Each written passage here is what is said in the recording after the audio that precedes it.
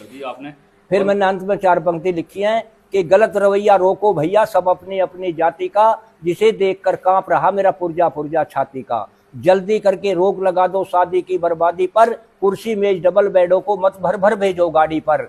मन से दो तुम कार भावना स्कूटर कार सवारी की, जिसके कारण दी जले चिताए बेगुनाह बेचारी नारी की। ये डोंगा सिस्टम बंद करो जो काफी नोट खपाता है और मेहमान रूप में भी आने वाला यहाँ मांग मांग कर खाता है। अरे हलवाइयों का खर्च घटा लो खुद लेकर तवा परातों को, मेरी 16 आने बात सही मत गलत समझना बातों को, मत गलत समझना बातों को। बेकार बैंड का खर्चा है और काफी जाते नोट जेब से जब मिला टेंट का पर्चा है।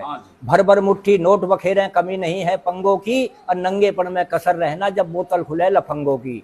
जब बोतल खुले लफंगों की वहां गंडक नाच नचे नंगा, और जो बड़े आदमी बात न थामे हो जावे भारी दंगा। बस 5 आदमी जाकर के दुल्हन को लाना सीखो तुम, टीवी कूलर मांग फ्रिज को मत खाल की